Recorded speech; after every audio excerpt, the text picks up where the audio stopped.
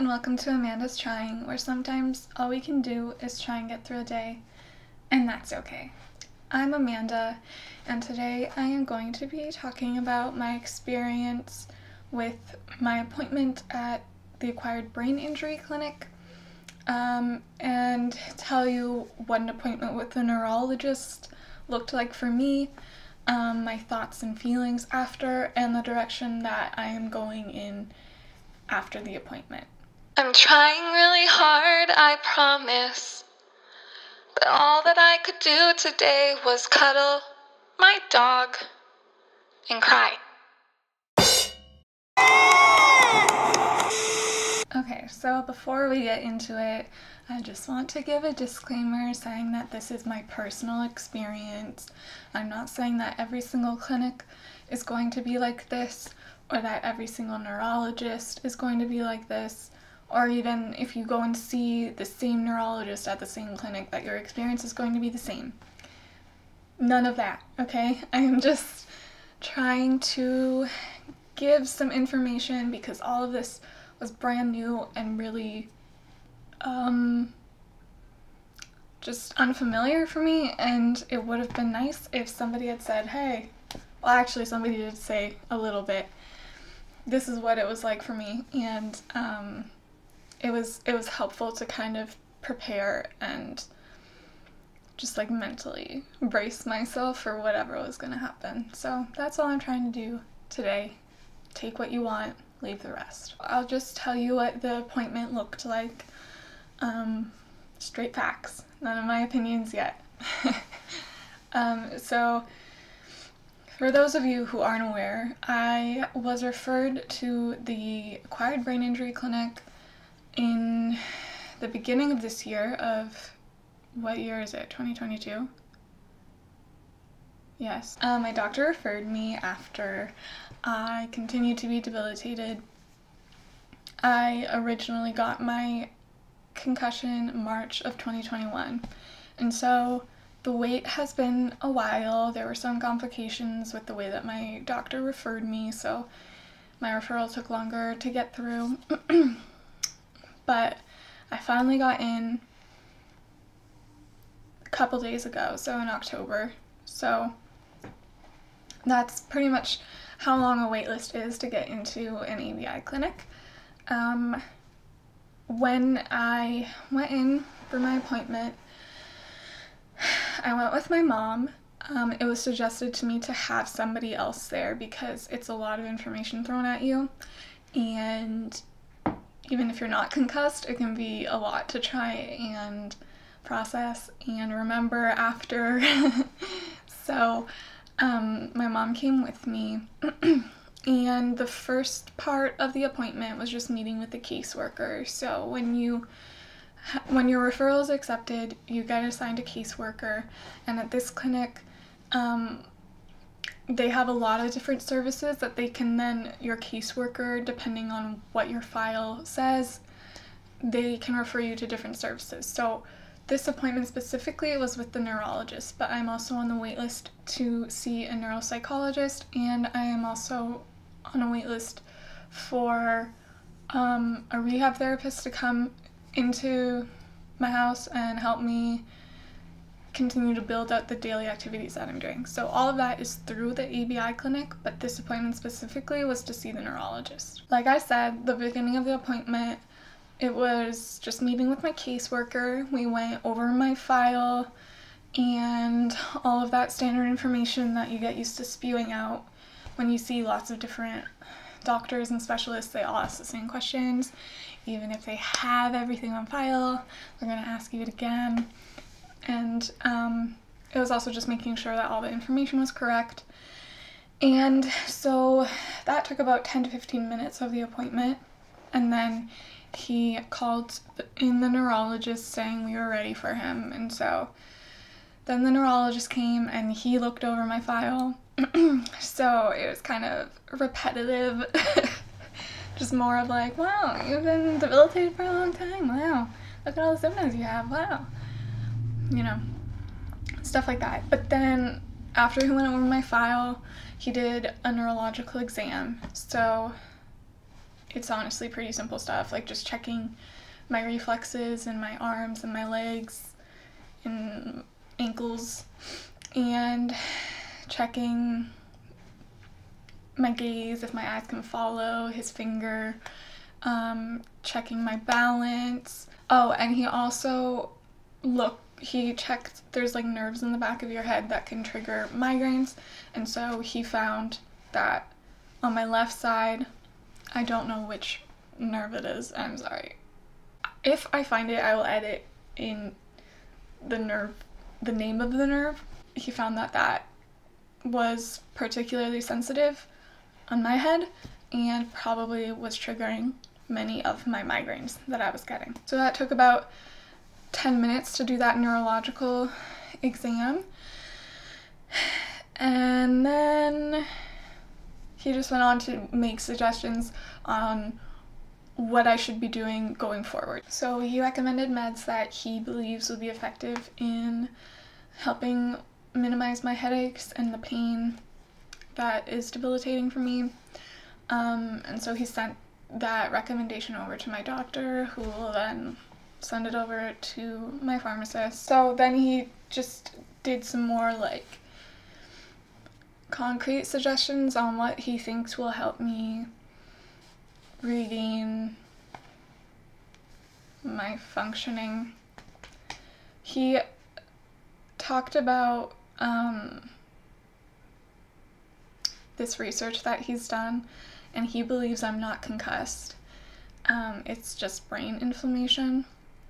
And so he said that while I walk 20 minutes a day, sometimes twice a day, he wants me to be walking, doing this at least every other day, 10 minutes with, I wrote this down, 10 minutes every other day, 3-minute warm-up, and then a 20-second high intensity, like pick up the pace, and then 3 minutes, and then 20 seconds of the high intensity again, and then a cool down, and says this will improve my mood, because I do have anxiety and possibly depression.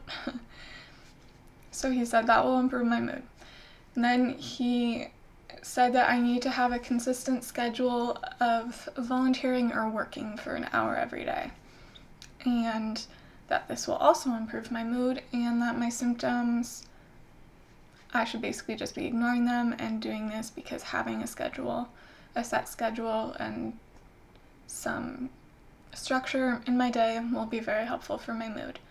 He said that he would recommend me going to different counseling because he doesn't believe the counseling I'm getting is effective, and he recommended CBT or DBT counseling. And I was put on the wait list for a rehab therapist, which I mentioned earlier. They will come into your home and help you with starting to increase your daily activities. And the wait list is about 6 months for that through the clinic. And then we just confirmed that I'm still on the wait list for a neuropsychiatrist. Still a few months probably until I get that appointment. And the appointment will be either a phone call or a Zoom consult. It wouldn't be in person. My appointment was like at 1. We got out of there at 2. So that was the Neurologist Consult at the ABI Clinic. Okay, now for my thoughts. I tried really hard to just tell you the facts of what happened without getting emotional, because now I have a dedicated part of the video where I can just be emotional. So, I've waited a few days. My appointment was a couple of days ago. I wanted time to process, and I didn't want to record when I was super emotional. I hope you can't hear my brother doing the dishes. You definitely can hear my brother doing the dishes in the background. My house is small. Sorry. I can't control. He's like, you know, the bull in the china shop, like not at all gentle, but You'll have to deal with it. I can't control this boy. Oh, no! But yes, I have waited a few days. I have processed it. I've talked to my mom about the appointment. I didn't want to make this video, you know, when I was at the height of my emotions, partially because that would be embarrassing because I would be a mess on camera, but I also wouldn't be expressing myself well, and I don't think it would be a particularly helpful video for anyone. But the appointment did cause a very intense reaction emotionally for me. Not just after, but during the appointment. I had to walk out towards the end of the appointment. I was just overwhelmed trying to process everything that he had said. My symptoms physically were really increasing, and I was like, well, I need a break, and I'm really pissed off right now, and I don't know how to handle this. So I just left and went to the bathroom so I could take a few deep breaths and just collect myself. It didn't seem to bother anybody else in the appointment because I came back and the appointment was still just going on like normal. Okay, the start of the appointment was good. I will say that.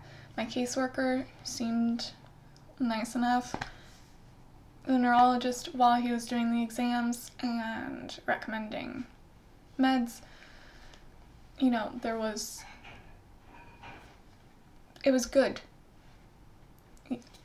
Whatever. But as soon as he really started talking in length about what he thinks I need to be doing to get better, that's when it all started going downhill. And I really felt unheard.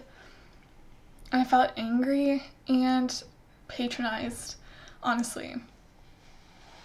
The first thing that really bothered me and was difficult for me to process was his belief that I am not concussed and I am not experiencing post-concussion syndrome.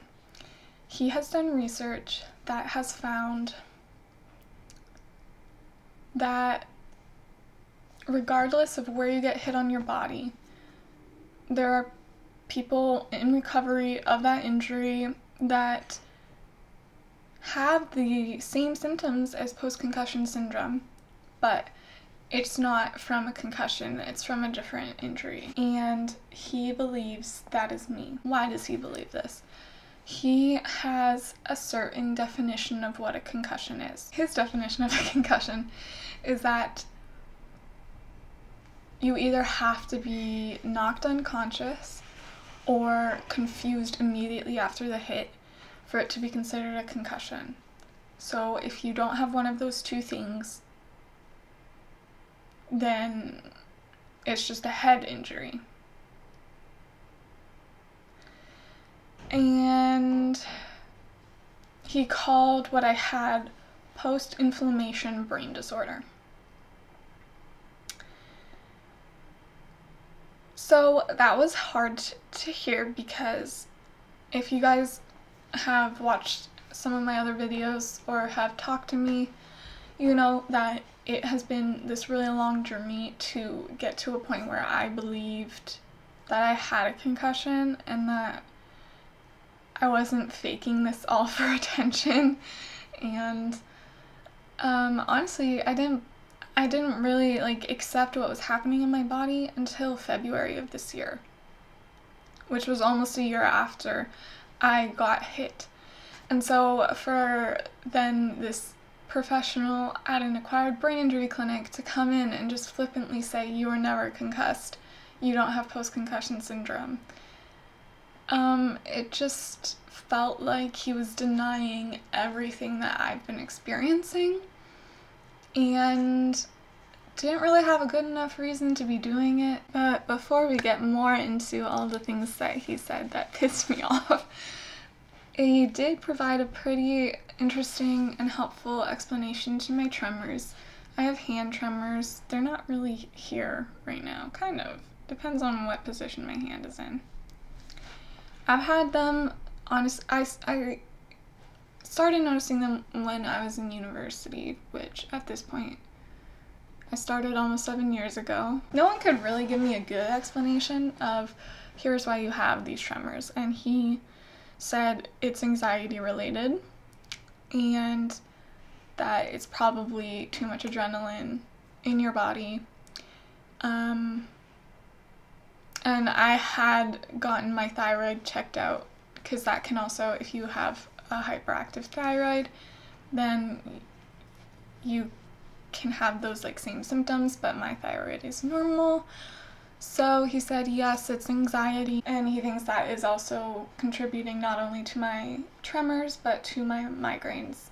So that was helpful. That was interesting. But then he kept talking and I really wish he hadn't. Well, for one, he said that all of my headaches are migraines. I'm assuming, what is this? Sorry. I'm assuming it's because he doesn't think that I have post-concussion syndrome, so then my headaches can't be post-concussion headaches. They're just like all migraines. And again, I'm like, okay, does that change anything for me? No. Why? Why? Why? Why? Why? Why? And then he started talking about my mood, because obviously I'm an anxious person, and I am also potentially depressed.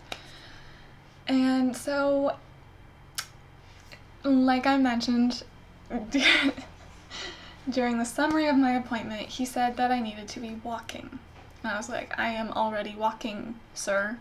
And he was like, you need to be walking like this, the 10 minutes, 3 minute, and then 20-second going real fast, and then 3 minute, and then going real fast again for 20 seconds, whatever. And it needs to be outside, it needs to be in green space, and you need to be near running water. And I was like, okay. But again, I'm already walking and I'm walking outside. And he's like, and my mom mentioned that, and he was like, does that sound like what I was just explaining to you? I was like, okay, I don't think power walking for 20 seconds is gonna suddenly make my anxiety disappear and my depression go down the drain. Like, I'm just, so there was that. He was like, the best treatment for mood is therapy. And I was like, I am doing therapy, yeah. There you go, I did one thing good. And he was like, how long have you been in therapy? And I'm like, I started in February. And he was like, it's not working.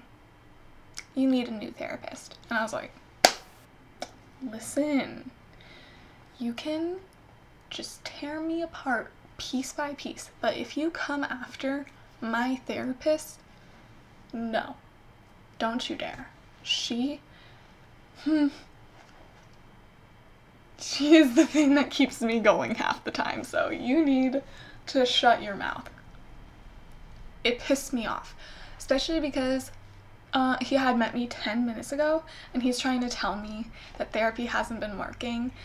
He didn't even know what I was like in February. Sir, I can guarantee you, if you saw me then, and then you saw me now, you would be saying something very different, but you didn't, because your clinic has a freaking 9-month wait list just to get in.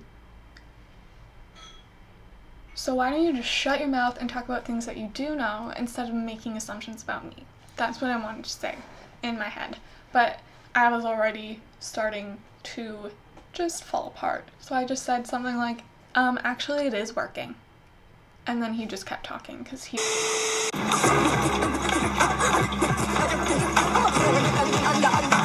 And then he said, this was what really just broke me. He said, another thing that helps mood is a routine. Are you volunteering anywhere? Are you working anywhere? And I said, no, I can't. And he was like, well, it's very helpful if you do something an hour every day, not 5 hours in Monday. Monday to Friday, 1 hour. And I'm like, how stupid. I was like, I can't volunteer for an hour every day. And he said, well, why not? And apparently my mom said, I just said, because of pain. And you know, in my head, I had a lot of things that I wanted to say. I was trying to say, because, you know, my symptoms will be out of control and I will be in immense pain that will leave me unable to function for the rest of the day or even make it through that hour. And it will be so inconsistent because there will be some days where I won't be able to drive or leave my house because I can barely get dressed, right? This is what I wanted to say, but I said because of pain. Because I assumed if you're working at a freaking ABI clinic, you understand that when people have post-concussion syndrome, it can be very debilitating. But apparently, he doesn't know that because he told me, well, that shouldn't stop you. You don't have to worry about that. I was like, honey, believe me, I do.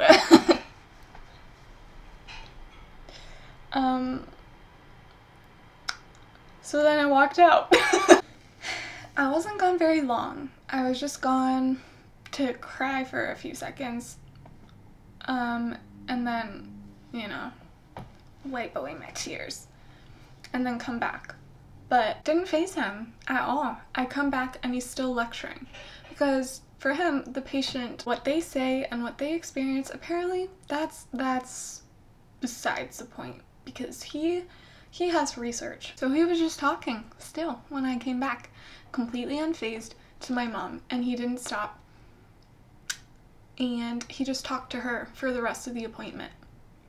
And I sat there seething and also just like hurt and confused and just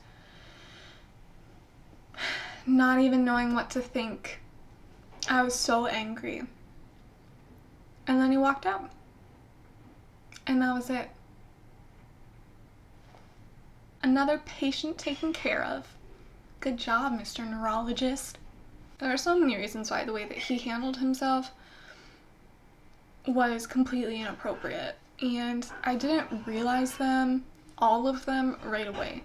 The things that I noticed right away were, you tell me that the diagnosis that I have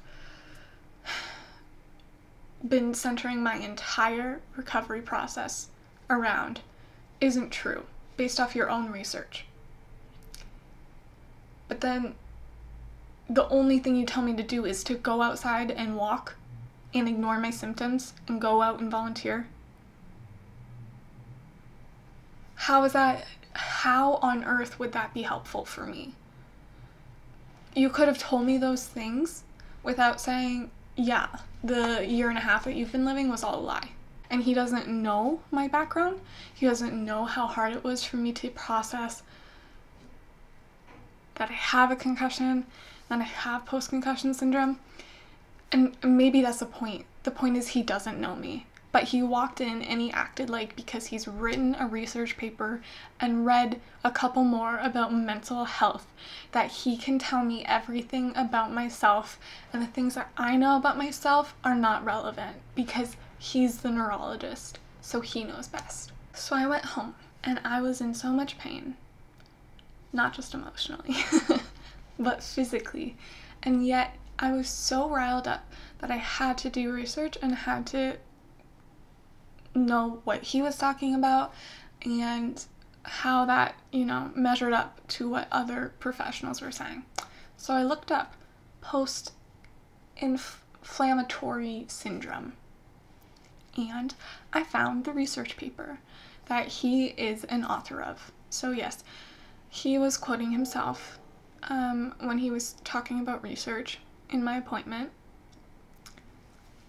It's a published paper, it's been peer-reviewed, there is validity to this finding of post-inflammatory brain syndrome, or PIBS, or PIBS, I don't know. The symptoms are all the same as post-concussion syndrome, but it's found in people who have injuries that are completely unrelated to head. injuries. He has a point there in that research paper. But what I'm saying is the people he's talking about in the research paper are over here, and I'm over here with the people who have head injuries. They don't. It's not relevant to me, okay, sir? And I think it's important to note that the only other article I could find that referenced PIBs, I'm gonna call it, because it sounds dumb. The only other article that referenced PIBs was an article saying, hey, look, this article, talking about the original article done in part by my neurologist. This article was written. What an interesting discovery. That is it. It was written in 2015. That was 7 years ago. No other researchers have done any type that I could find of research or papers on PIBs. Nor has my neurologist or his little group of researchers, they haven't expanded on any of that research. They haven't said, here's how you tell the difference between somebody who has post-concussion syndrome and somebody who has PIBs. There's been nothing about how to treat people with PIBs. They wrote this paper in 2015, and then it has just collected dust because nothing has happened with it. So tell me why it's relevant to me and my recovery. Tell me how it helps me and gives me better information on how to treat the debilitating pain that I'm experiencing. Tell me. Oh, you can't, because there isn't anything to tell. But I think, really, at the root of it all, it's not whether or not PIBs is a real thing, or his research, whether that's, helpful or not. At the root of it, it's whether or not I actually have had a concussion. Because apparently that's something that is questionable. He qualifies a concussion, like I said, as either being knocked out, unconscious, or being confused immediately after the hit. For me, I said I was not immediately confused. And I think it was because of adrenaline. We had to call the police. I had to give my statement. So, for the next half hour after the hit, I was just like on business mode, having to get stuff done and make sure everyone else in the house was safe and was doing okay. And then once I sat down and started trying to write a report, then I was like, oh dang, I am not feeling right. So he says, you never had a concussion, you fool. His words exactly. So then I looked up, how do other people, other professionals, define concussion? So, heads up, a concussion organization, they just say if you get hit in the head and have, the symptoms, you got a concussion. Alright. So then I went and I looked at the Mayo Clinic. Same thing, hit in the head, you get your symptoms. And some concussions cause you to lose consciousness, but most do not. Oh, how interesting. Concussion Foundation, one of the biggest concussion organizations in the States and internationally. Same type of thing that we've seen with the others. But then they say it may take days for concussion symptoms to appear after initial injury. That's quite different, than what my neurologist has been saying. How interesting.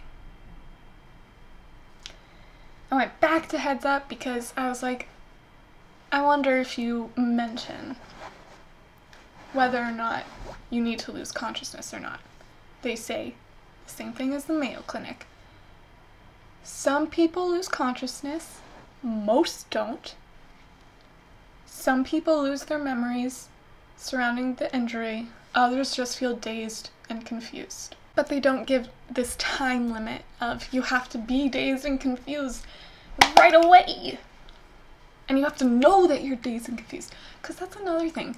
You're basing it off of my own judgment of if I was dazed and confused. Honey, I didn't even think I had a migraine for 2 months when I was lying on the couch trying not to throw up because my head hurt so much. So I probably was confused and I didn't even know it. But you're not taking that into consideration. And then a little cherry on top, a little sprinkle of me being right. The Mayfield Clinic, which is another, I don't know, they specialize in concussion.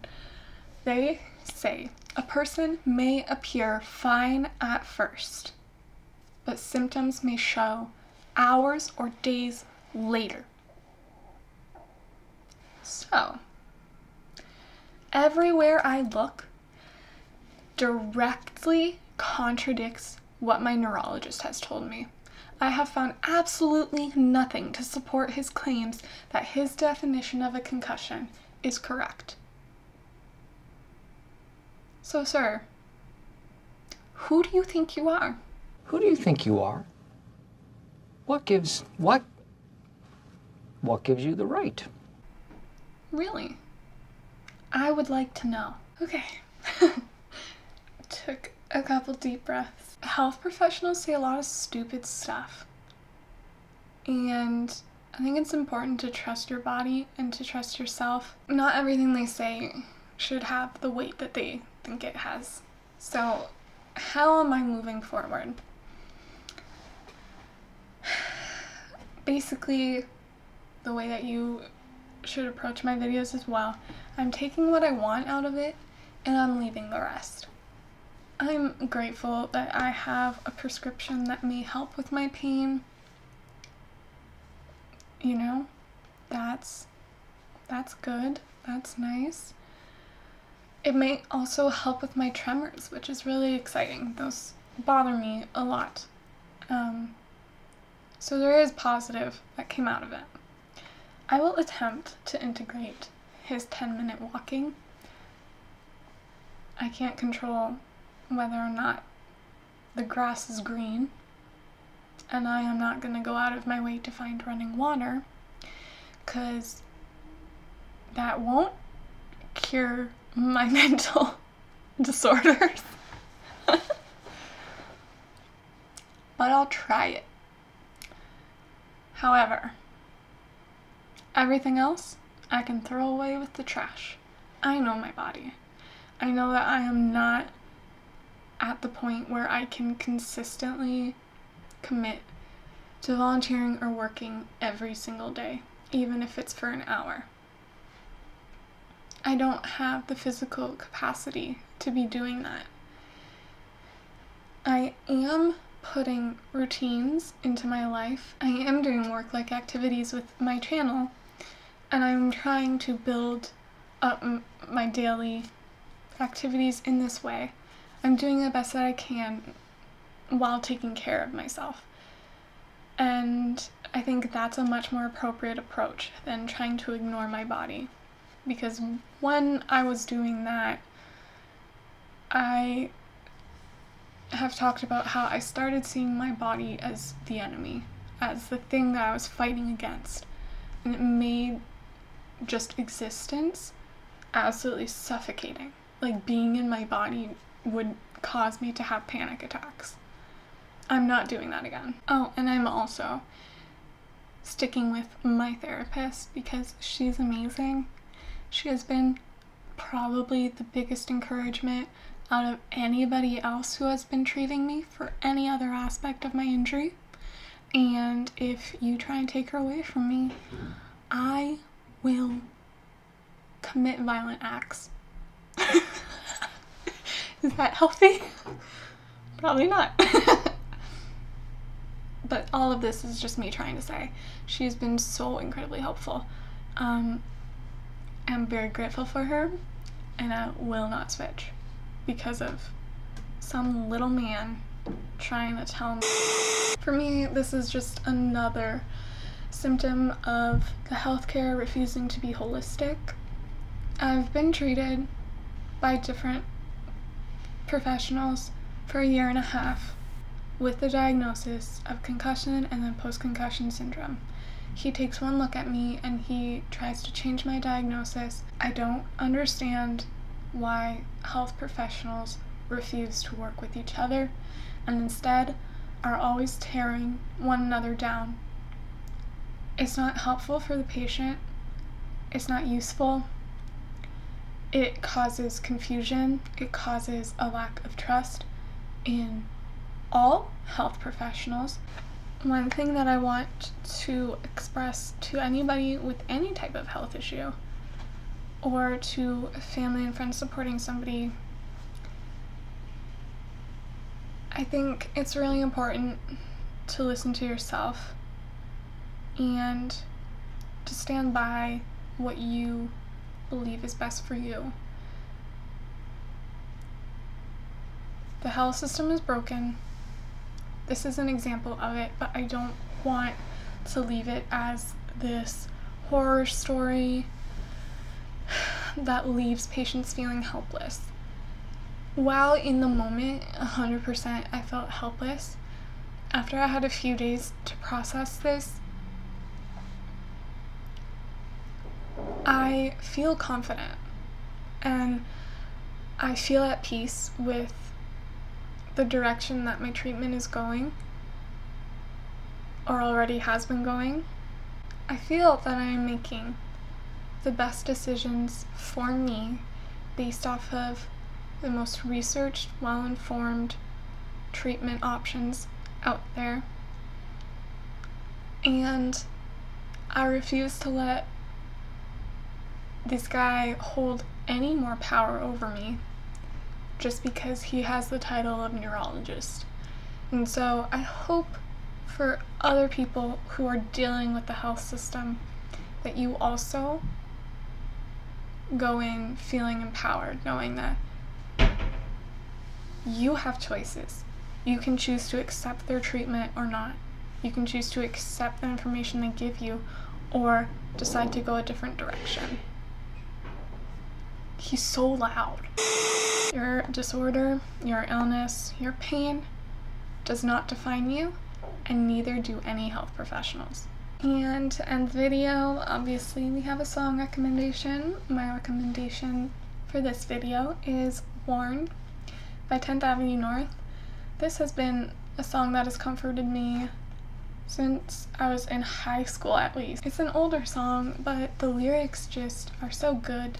They have a rawness to them that just kind of lets you be in that place of feeling worn, feeling exhausted, and crying out and not knowing like who's listening or how it's gonna help you. You just know you have to let it out somehow. So it has comforted me through so many different issues, so I hope that even if you can't really relate to my experience with different health issues, this song is worth listening to no matter what you're going through, because it speaks to a lot of different types of pain. And that is all.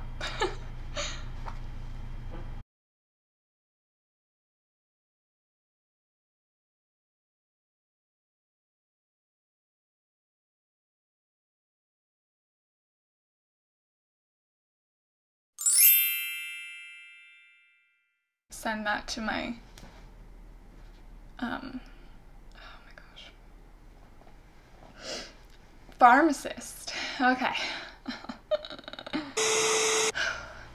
Okay, I'm getting really worked up here, and just take a second. Why is the lighting all weird? Sure. Ha. And he's dumb. Who's the fool now? what is the point of this video?